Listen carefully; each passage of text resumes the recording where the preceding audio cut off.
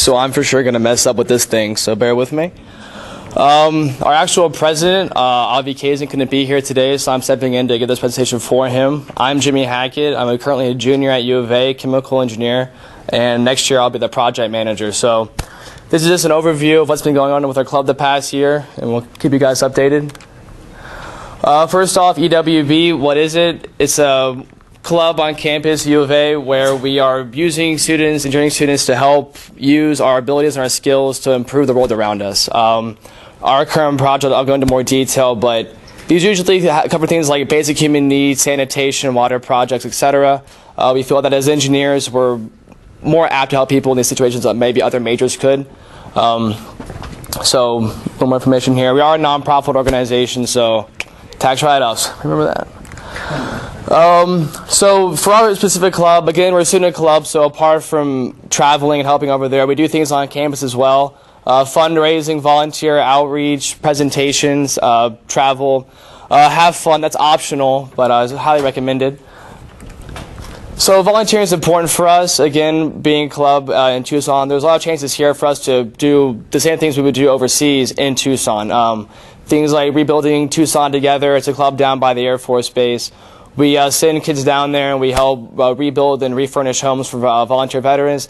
Habitat for Humanity, we also have a presence with them as well in Tucson. Similar ideas, engineers helping people.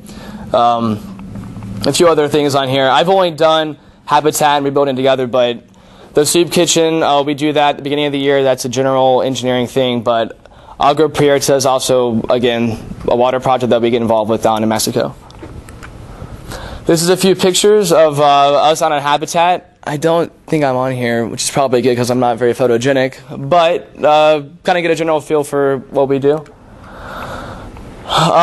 This is a conference we go to once a year. It's a training conference where we send people that are going to be traveling, where they're there, they'll learn basic skills, a good chance to meet with people that have traveled before.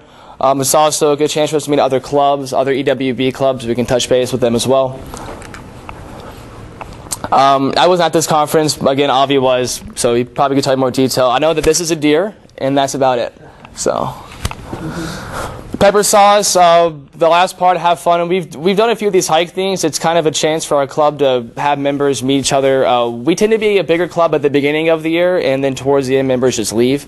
But with a bigger club, it helps to have activities where we can kind of all get together and meet each other and interact. So things like this are a big part of our club as well. We actually just got back over spring break. We went on a camping trip, and I can't remember where we went, but it was somewhere near Mount Lemmon. It was a lot of fun.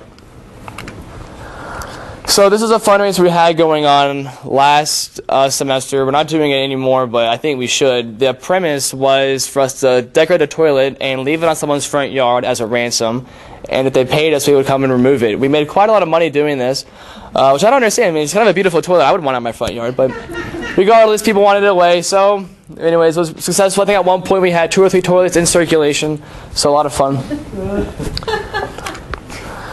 FWB, probably what we're most known for on campus. A frisbee tournament, we have it once every semester. We don't make a whole lot of money from it, but we do meet a lot of kids. It's a good chance for us to kind of meet and greet new students on campus. Like I said, frisbee tournament, people build teams, show up. I don't play, so I usually end up running a booth of some sort, but there's some pretty cool players out there, and it's a lot of fun. This is the picture. It's hosted on the mall, again, once every semester, so if any of you guys are playing Frisbee, make a team, come out and lose to a team called Shield. More pictures, a lot of fun. DIY, we have our meetings once a week. Something we've been doing this year is we've been encouraging general members, because there's not a whole lot to do at every point in the club. Sometimes the general members feel like they're not really engaged. So to help fix that, we've been introducing a DIY presentation once in our club meetings once a week, where a general body member will present a hobby or skill that they have to the rest of the club. It gives them a chance to work on presentation skills, but also to help divulge some of their knowledge. We had a meeting last week. Someone gave us a DIY on how to do circuits. One before that was on T-shirt printing, like you see here. This is a dehydrator. If anybody makes their own fruit, you can dehydrate the fruit. So a lot of fun. And again, this helps keep our club kind of well connected, and it helps people that aren't necessarily officers still feel a part of the club. But our main focus is, of course, what we're doing when we travel. Our current project is in Bolivia. Specifically, the village we're in is Markarivi. Here are some of the demographics for you. It's a pretty small community, population 300, but remember, one toilet. So whatever problems you thought you had when you were in a dorm, multiply by at least 10, and this is what people go through every day of their life. It's located pretty high up. It's on a mountain. We don't really have the aged people on here, but they tend to be of an older demographic as well, so the travel can be hard on them. To get into that one toilet can be difficult sometimes. So we had an assessment trip go down last summer. We'll be going back again this summer to actually start building some of these bathhouses. But the assessment trip, when we first went down there, this is some of the food they're eating down there. I haven't traveled yet, so Avi will be able to tell you more about this than I can. And again, here's a picture of the village they were at.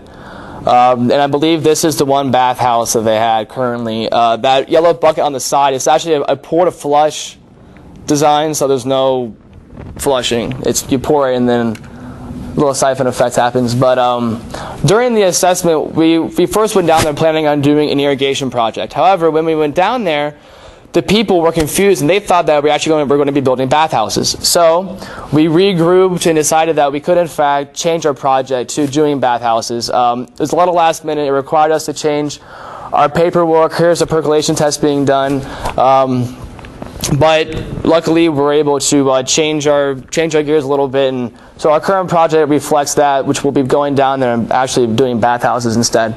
Apart from that, another thing we try and do as a club is to integrate educational opportunities into our travels. You can't just give someone a toothbrush and expect them no longer have cavities. You have to show them how to use a toothbrush, how to wash their hands, how to take showers, etc. Because again, these people really haven't been exposed to that kind of hygienic environment. So, like I was mentioning here, we'll now be building 13 bathhouses. This has also changed. The community has done one more trick to us, and there's currently a large migration of the community. About half the people are moving to a completely different location. So instead of what we'll be doing is building roughly half of the current bathhouses we have on schedule, wait for them to settle down from where they're moving, and then go back and build the remainder of the bathhouses. These are the locations. During the assessment trip, they actually figured out, they tried to cluster the bathhouses around hotspots of the community, but this will also change because they're currently moving higher up in the mountain. So whoever stays where they are will go in, build those bathhouses, wait for them to settle down, and then go back and finish the rest of our commitment. This is the design. This summer when we go down to build, though, we won't be building any small designs. They'll all be the medium and large. I believe it's 2 large and 3 medium. But either way, it's a pretty ambitious plan right now. We want to build 5 bathhouses total in about 10 days. So we are thinking that we probably will not finish this summer. However, we have a multi-year commitment to the community, so whatever we don't finish, we'll have time to go back and finish up later on. So this is kind of the future. One thing I should mention is how we're going to actually heat the water in the shower. It's going to be a thermosiphon effect. We got really lucky with this.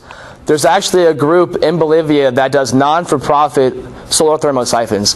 So we got in contact with them. They like our project, like our ideas. So they'll be supplying with us these thermosiphons for a very discounted rate. They're also a non-profit, so we'll be working together to help this come together. EIA, Engineers in Action, another group down there that we work with along with EWB. So again, a nice considered effort, and hopefully a lot of good will come from this.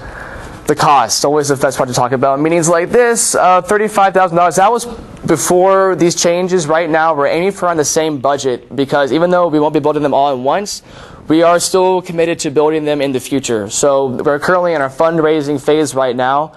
We essentially have made our fundraising goals thanks to very generous contributions from things like the Rotary organization and other groups around Tucson. There's even clubs in Bolivia that are helping us with fundraising as well. So we're pretty close to reaching our fundraising goals, which is always good news to have. And so right now, it's finishing up a lot of the paperwork that we still have left. But other than that, things are looking to be on track after some fancy footwork from our current project manager, Chelsea Kessler, and Avi Kaysen for doing a great job with our club, and of course, the support we have from Tucson as well. So, any questions? I have a question. It's a comment that you mentioned something about presentation skills, and that has definitely become a major part of the industry. I think what Travis could say too, with the CM at risk deliveries and everything being a beauty pageant rather than going out and just bidding the job. But you guys did well. I think everybody did well speaking, and it's definitely something Yeah. practice. And so in our engineering 102 class, you mentioned it's a general class. They actually go over presentation skills in that class because it's definitely been noticed as a trend. So,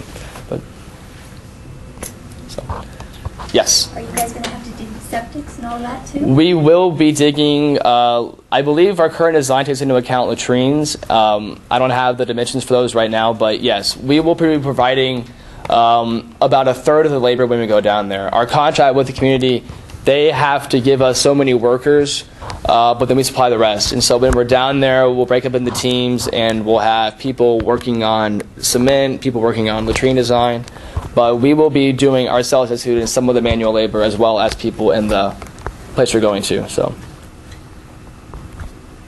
yes. You said that you may not be able to finish what you plan to do down there this time. Yes. Come back and finish it.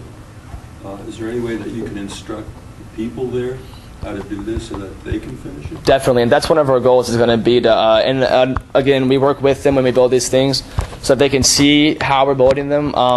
While they might not try to build the whole bathhouse on their own, if they see us how when we build it, that allows them to take care of some of the minor repairs that might have to be done. And one of the things we're doing, the thermosiphons, we won't be building those. Those will come pre-made to us. We made that decision early on because we don't have the skills as students to make those, and they require quite a bit of precision.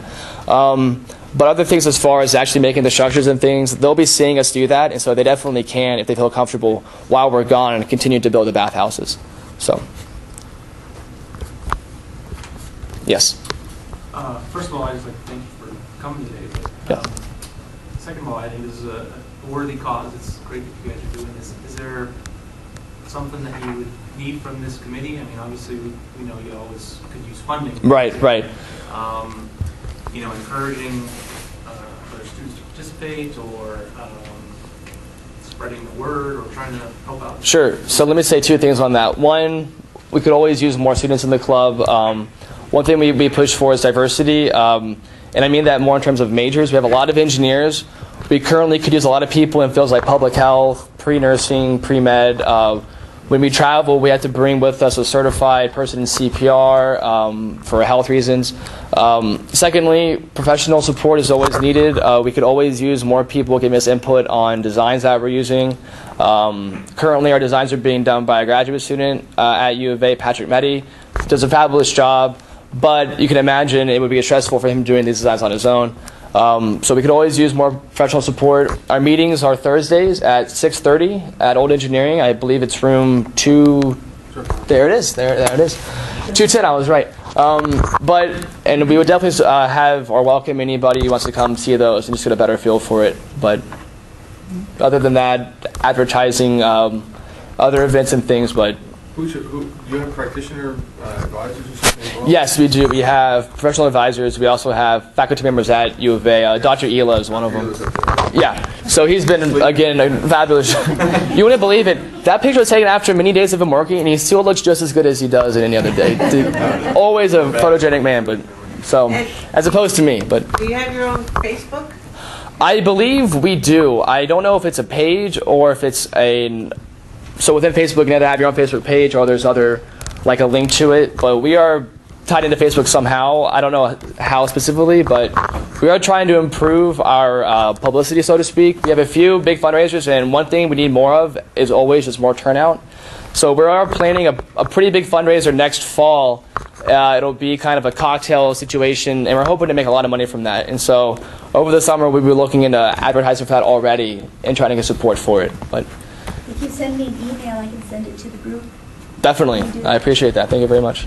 So, Patrick Menta, the student you mentioned, is a graduate student from our program, and he's now over in environmental for his master's degree. yeah. So certainly he knows basic structures, but I'm sure he could use some help on structural Yeah. design as well. So, all right. Well, thank you guys again for being here, and